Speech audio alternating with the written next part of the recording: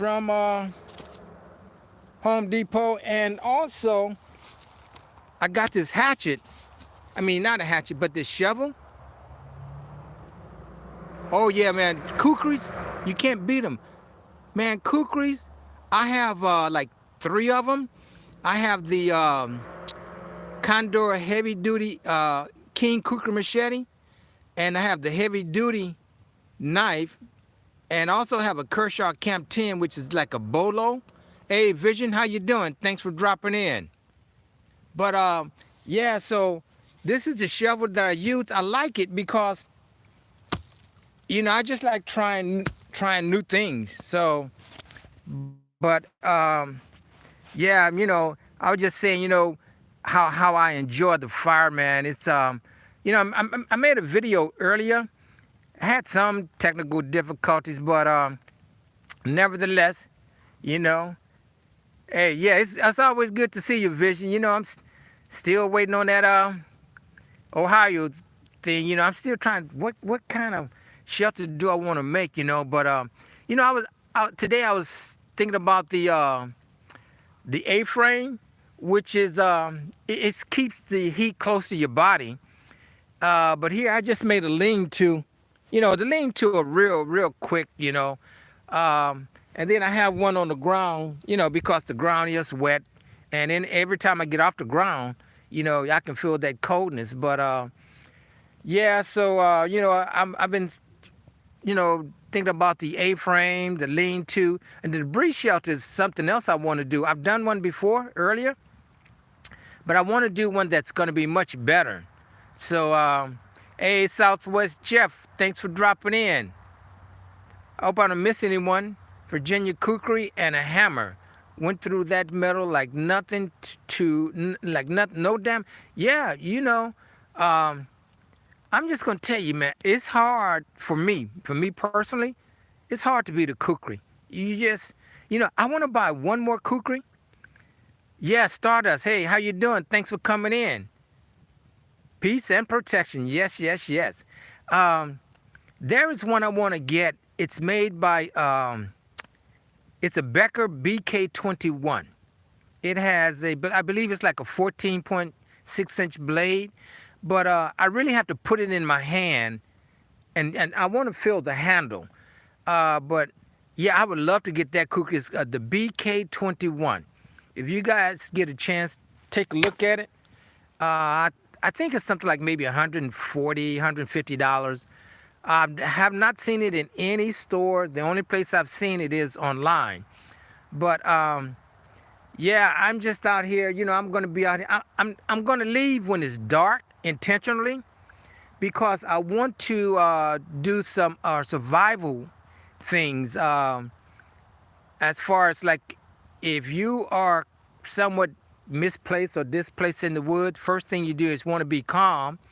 But if you're bushcrafting, brand new suggestion, yeah, KuKri. Oh, you know, I tell anyone, man, your cutting tools are not complete until you get a KuKri. Yeah, okay, yeah, I'm a little, I really like KuKris, but they're good. You know, like the one that I have here, it's a called a BK, no, it's called a Bud K. This is called a Bud K 25, a Bud K 25 thing, or Bud K, but it's only like $25. But this was gifted to me. I looked them up online. These are like $25. They said, you know, these are beginners and so forth. I'm going to tell you something. Don't be fooled by prices. Like I said, you'll see on the video I use this $10 knife. And this thing feather sticks really well. Let me just see here. Let me just get something here. It feather sticks really well. Sorry about that. It feather sticks really well because it has a real nice swell here. The only thing is not full tang, but look at that Scandinavian grind. Yeah, and you know the thing about it? It floats. You know, I have not put it in a bathtub or anything to see if it actually does, but This was only $10, and this was a couple of years ago. So I think now they're about $25. But also, let me see if I can just.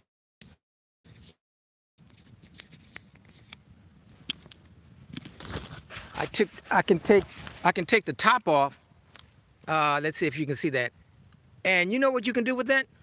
You can actually get water, put water in that. Hey, you have water. If you don't have if you're in dire desperation or something for water, you don't have a canteen, a mini Sawyer, or a Life Straw, you can always use this, you know. So, but this is and it even comes with a fishing kit.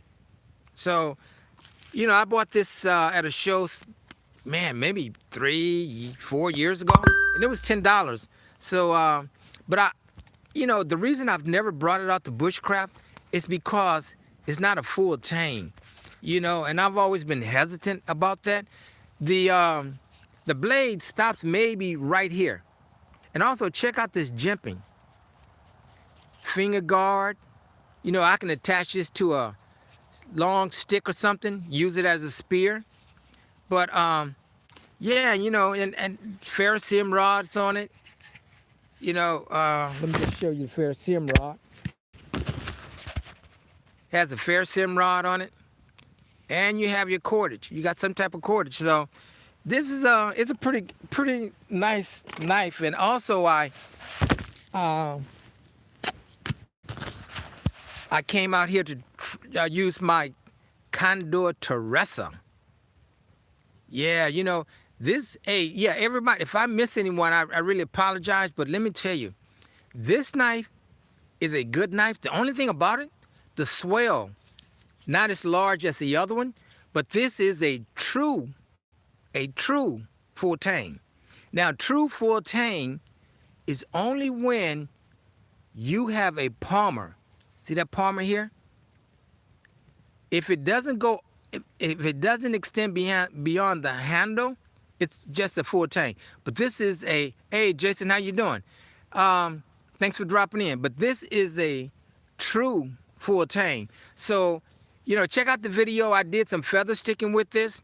But again, I always bring this one into the woods with me as a backup.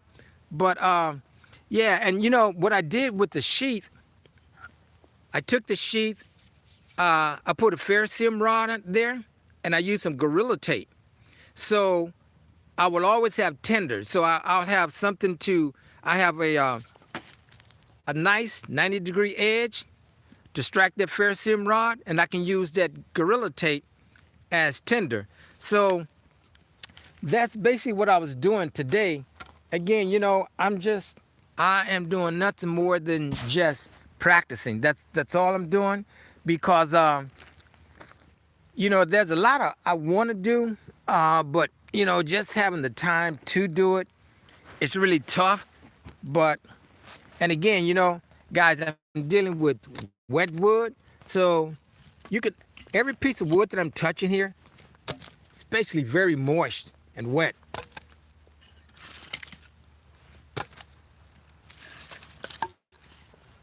But yeah, this is I'll be leaving out of here when it's dark tonight. Because I specifically want to add something to a video about survival. So how's everyone else doing? I hope everyone's doing fine. I know everyone you know, had a nice Thanksgiving and so forth. And you guys, can you believe we're so close to Christmas? Not long ago it was Happy New Year, and now it's like, okay, time to get the grandkids whatever they want, you know. Well, not whatever they want, but something they need. You know, y'all got 2 grandkids, 14 and 8 years old, so yeah, match it. Customized, yeah, you know. In Texas, where actually my hometown is San Antonio, Texas. Oh, so you're in Texas? Oh, it's wet here in Texas. Okay, yeah, I'm my home in San Antonio, Texas, which I really do. I really like it. I try to get there as often as I can. But you know, I have a lot of relatives all over Texas: Houston, Dallas, Fort Worth, Palestine, St. Augustine, East Liberty. Yeah, what's that other place? Center, Texas. Yeah, so I have a lot of relatives in Texas. Yeah, good to go here in Cleveland, 40, sitting in the house eating a lot of food, watching you play. Yep, that's what I'm doing. Who? Oh, outside San Antonio Hills? Okay. Yeah, yeah. In Hill Country. I know exactly where there it is, you know.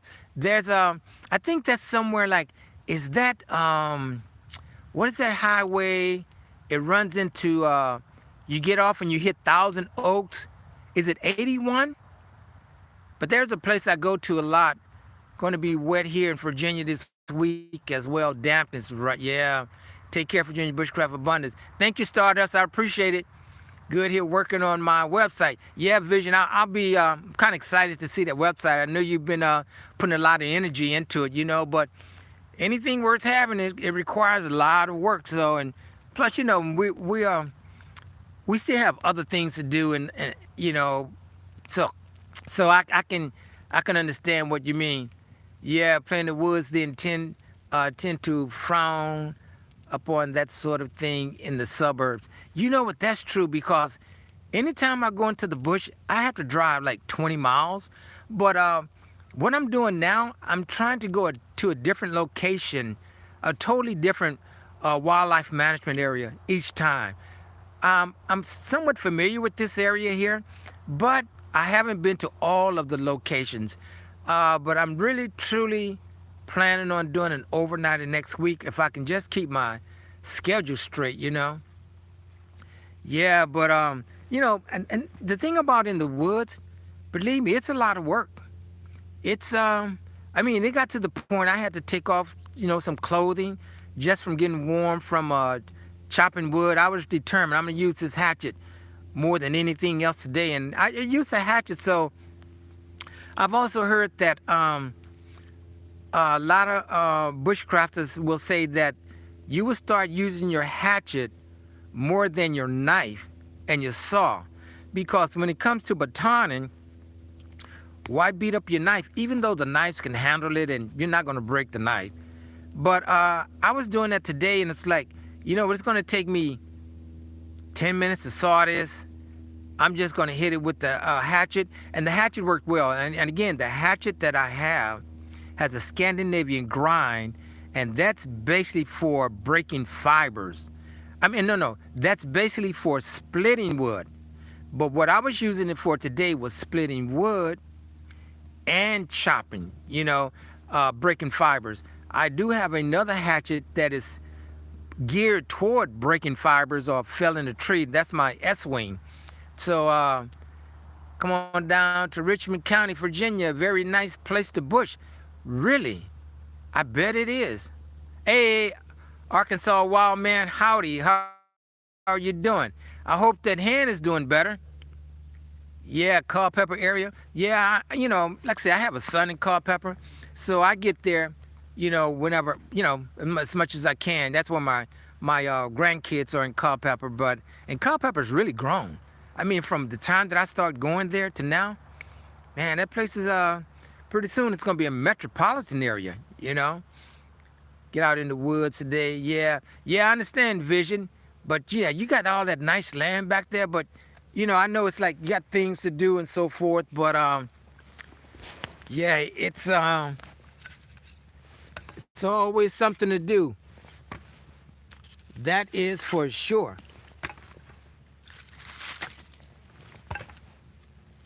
Yeah, build this fire back up, man. The heat feels so good, you know, man. I mean, just sitting by a fire, it just truly relaxes me, you know.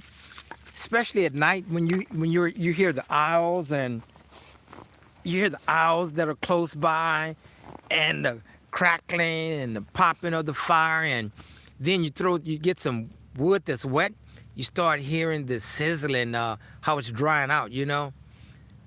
All right, hey, Tiny Farm Nuggets, yeah. Thanks for dropping in. Hey, Expeditionary Johnny, how you doing? Good. I'm glad you love the fire. Yeah, I'm gonna try that challenge, man. I got to fix. I want to do something more than just throwing some veggie patties on there. So, but yeah, Johnny, I'm gonna try to catch a show tonight if I'm home. Like I said, I'm leaving out of here. I got to make sure it's dark, very dark, because I want to talk about some survival skills. No worries about replying to anything I say. Tiny farms, okay. Yeah, but I hope, yeah, look how fast that fire came back up. And again, that wood is very, very moist, but once you get those coals, you know, yeah, once you get those coals, man, and I can feel that heat, it really feels good. It really feels good. But yeah, I came out here, man. I had some challenges with my GoPro. I really got to go home, and I went camping the other night, and it was cold. I was really grateful to have a nice firelight. Yeah, but Johnny, you're right, man. When I tell people, it doesn't matter how cold it is, as long as you have a fire. And what I'll do is, like, you may see the edge here. What I do, I take a giant step and try to make my fire like 3 feet away from me. But I want to do the Morris Skohansky super shelter. It's just basically a lean-to with plastic all the way around it, and it goes down in the front, and it holds the heat. But today my focus was, hey, I'm gonna use that hatchet a lot better, But yeah, I when I first took that hatchet out into basically like a vacant lot where I live, super shelter works really well. Yeah, man. I haven't built one yet, Johnny, but I'm going to. But yeah, first time I took that hatchet out, I was kind of really dismayed. It's like, this thing doesn't work right. But it wasn't a hatchet, it was the user, the end user. But so I did some reading on it, and today it's like, I'm gonna make this work, It's just learning. And again, the blade grind has a lot to do with that with a hatchet. A Scandinavian grind, that's for splitting. A convex grind is for felling trees. But nevertheless, both of them will do each task. I even split some very, very fine wood today. But what I didn't do, I didn't make any feather sticks with the hatchet. I don't know, I forgot about it.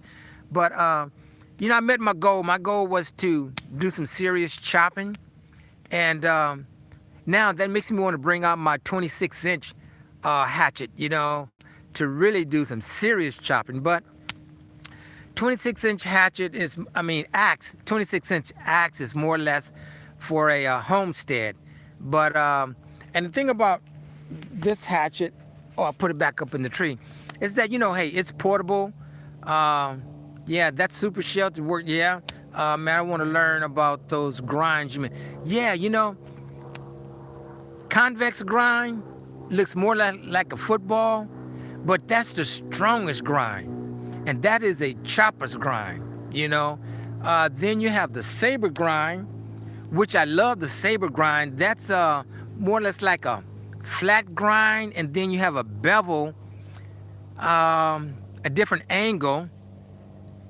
I don't know how to explain it, but yeah, then you have the saber grind. You have the hollow grind, which is good for slicing.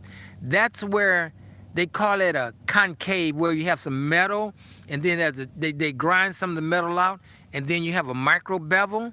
So that's the hollow grind. You got a chisel grind, which you only have a bevel on one side. Yeah, it's all about fire. Gotta have a good fire. Yeah. So yeah, you're right. You gotta have a good fire. And you know what? I can't emphasize this enough.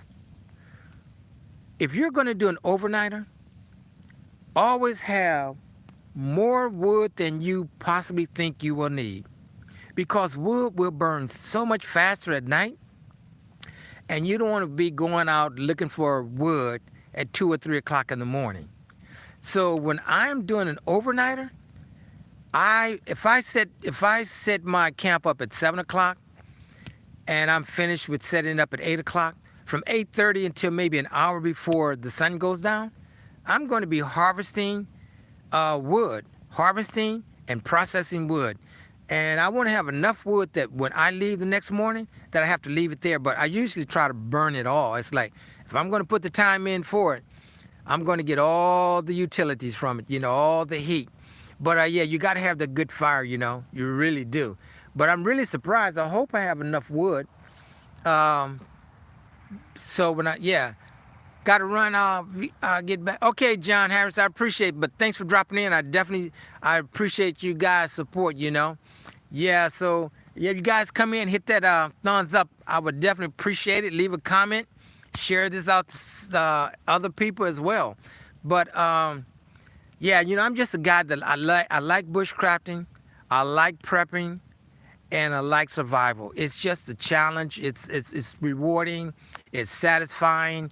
And the thing is, it's even more challenging when you're doing it by yourself, because there really is no rest. You're always going to be doing something because you're preparing for night. The fire. The fire is the main thing to me. It's the main thing of bushcrafting. It's like everything is built around the fire. Hey, Random, thanks for dropping in. Yeah, everything is built around the fire, just like with a bicycle. The wheel, you have a hub, and then you have the spokes that are attached to the hub, attached to the rim. Everything is built around that hub. Well, bushcrafting, everything, well, we have tons of wood at the bug out. Thank you, I'm glad to hear that. Yeah, I got an extra wheel. Okay, good. Yeah. But everything is built around the fire, You get there, you set your shelter up. My shelter's got to be close to my fire. I got to get enough wood for the fire. I got to have the fire to prepare my meal. I got to have the fire to boil the water. I got to have the fire for security. I have to have the fire to keep predators at bay. I have to have the fire in the event of a rescue squad. I have to have greenery near the fire in case I do get in trouble. I can throw the greenery on top of the fire, and the search and rescue team, when they see the white smoke, they know what that is for. So yeah. Hey, just exploring everything. Yeah, thanks for coming in. At random, thanks for coming in. Yeah, but yeah, guys, yeah, it's always good to see you, Arkansas Wild Man. Yeah, I really hope that hand is better, man. Was that a bee sting or what? But that's a good thing that you made your own medicine for that. Yeah, that's really good, Oh, really? Oh, it was a stone. Okay. Yeah, but yeah, I like coming out here, I was trying to get out here earlier today. Woke up, it's like I can't believe it's 8 o'clock. I was supposed to have been gone, And then I came here, and like I said, I was tinkering around with my GoPro. I really got to go home and really truly learn how to use that thing to its fullest, But yeah, I'm just out here enjoying the fire, That's about it. Like I said, my main objective was to use that hatchet. I'm very confident with that hatchet now. And start using this. And the reason why I had not brought this out in the bush before is because once I was using it to split wood, I was batoning it. And then I realized you really should do that with a full tang knife. So I said, you know what? I don't want to take that out there with me. It may break. But hey, you know what? You gotta use the tools anyway. So I'm gonna start using this one a lot. And then I'll just bring this one as a backup, Now this knife is for carving. This is 4 inches, but I really like knives that are at least 7 inches, 7 to 10, and those are considered large knives. I think the rule, what I read, is that anything 4 inches and less is a small knife. Anything 4 to 6 is considered a medium knife. 4 to 6 is a medium knife, and 7 to 10 is a large knife, which is a chopper. But I like the large knives because if you want to baton some wood, if you have a 10-inch knife, you can definitely baton something that's right up to 9 inches. I've done that before. Or if you have a smaller knife, you can always baton around the larger piece of wood. So, yep. But yeah, guys, that's what I'm doing. Just out here, hanging out in the woods, listening to these squirrels, and yeah, this area I came here last week to hunt. Didn't have any luck, but the area that I'm in right now, you cannot hunt here after December the 3rd. So I'll be going to another location. There's a place called Rapidan Wildlife Management. Man, there is nothing level about that. So that's an area I want to go bear hunting.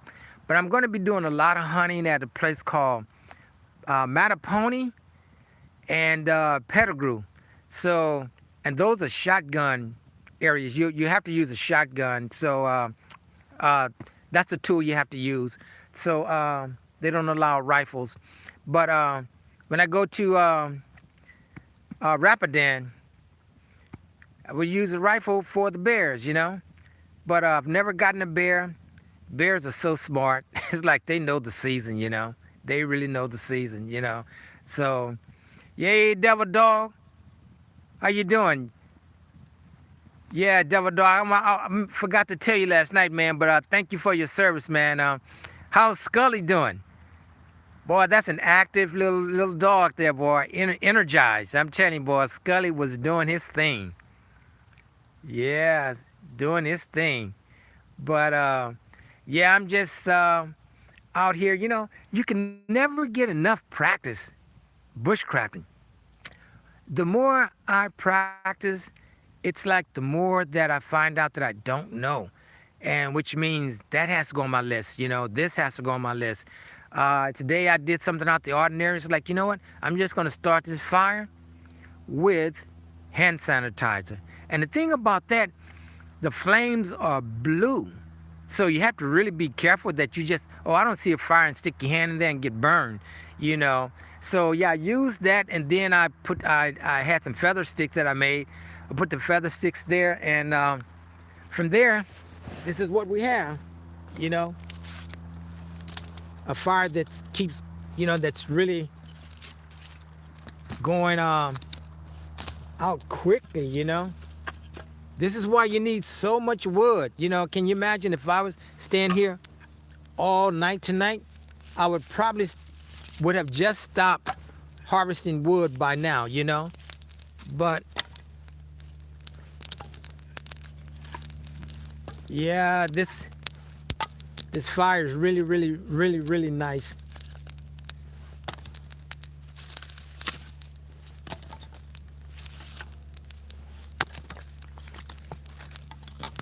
That should hold me for a while. Let's see here.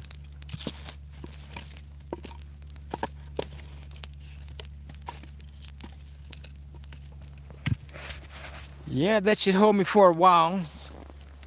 I'll see. But yeah, guys, I just wanted to Abe, Jerb, how are you doing? Hope all is well. Yeah, I'm just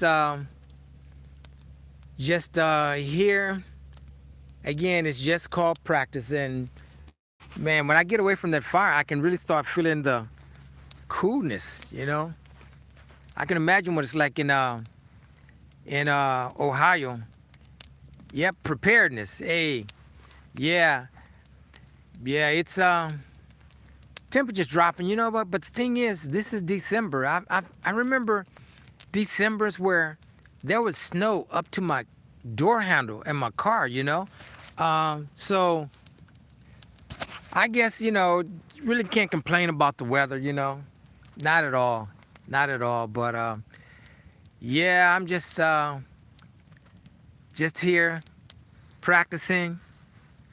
Can't get enough of practicing, You just can't. I'm saying if I had some acreage and I had a place with some acreage in my backyard, I probably wouldn't have any trees.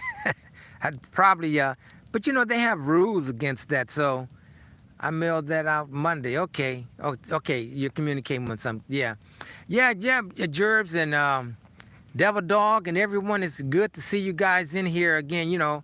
I really random, Vision, Devil Dog, Mad Shad, Jerbs. Yeah, man, I really Stardust was here.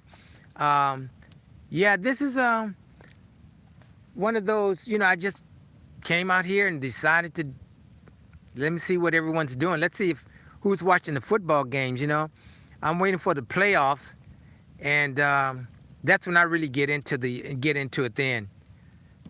My car those times, yeah. Yeah, I keep a shovel in my car as well.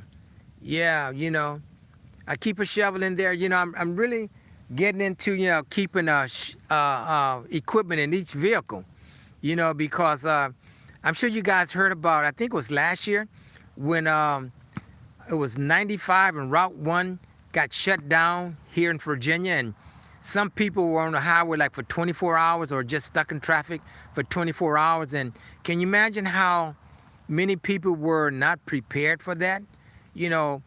Some people were running out of gasoline. I had a neighbor, he had to stay in a hotel for 2 days. Hey, Jack, thanks for coming in.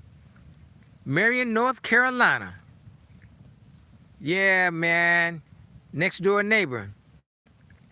That retracts. Oh, yeah, a retractable shovel? Yeah. Yeah, I have one that retracts as well. And I was really debating, which shovel do I take? But I wanted to take, I got this because, okay, no moving parts.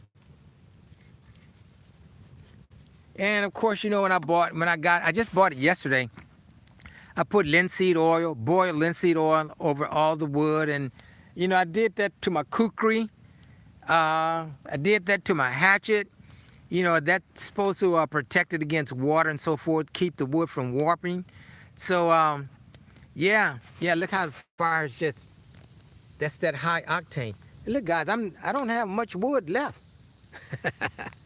But it'll be dark when I leave here. I just want to do a little scenery when I leave here. And again, it's about, one thing about survival, you always want to you want to be able to be heard. You want something audible, which is a whistle. And you always want to have flashlight and other things. And I don't know what it's called, but I'm going to use that as I leave out, because a friend of mine that was in the military had some extra items, and he gave me one, which I'm very appreciative of having that item. So I'm going to use that tonight, leaving out of here.